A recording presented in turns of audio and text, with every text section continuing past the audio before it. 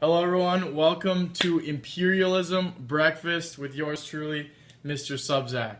So this week we're going to focus on imperialism, and I'm going to start off with a challenge for myself. I'm going to see if I can explain to you what is imperialism and what is the scramble for Africa, all before I scramble some eggs of my own.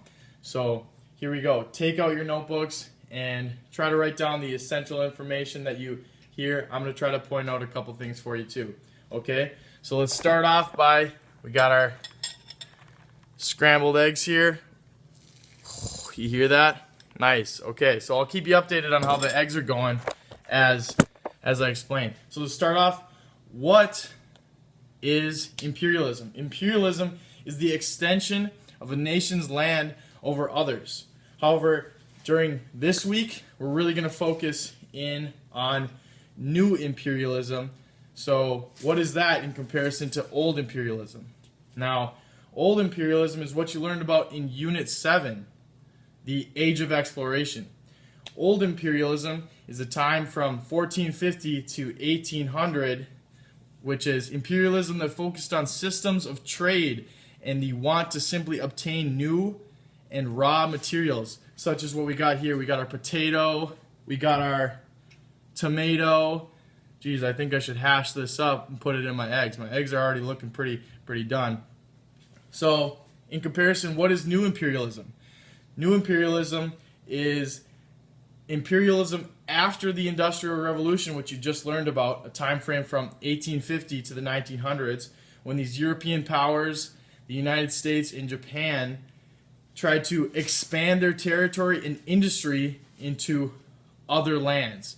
Not simply setting up trading ports, but actually expanding their territory and expanding their industry. Now, this is where we get into the scramble for Africa, because the scramble for Africa is a fine example of new imperialism. So, the scramble for Africa is the invasion, occupation, division, and colonization of African territory by European powers between 1881 and 1914. Now, to put it in a little bit more of a story sense, after the Industrial Revolution, these European powers said, hey, this is pretty awesome. We want to expand our industry and expand our territory. So all these major European powers started to scramble or race to expand their territory and industry in Africa, which ultimately ended up creating the modern-day borders and country formation of Africa, if you were to look at a map now.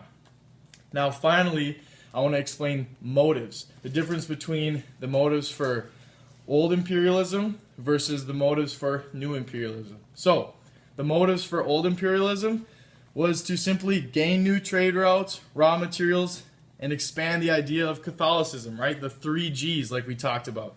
Now, for new imperialism, it was to expand territory, industry, and to help advance inferior people to reach a better sense of civilization and society. Now, throughout this lesson, you'll see some poems and political cartoons that will expand on that a little bit, which is a very fascinating idea. So let's see where we're at here. We got our eggs. I think they're looking pretty good. So thank you for joining me on Imperialism Breakfast. I hope your Corona break is going well. It is nice to think of all of you. Have a good one.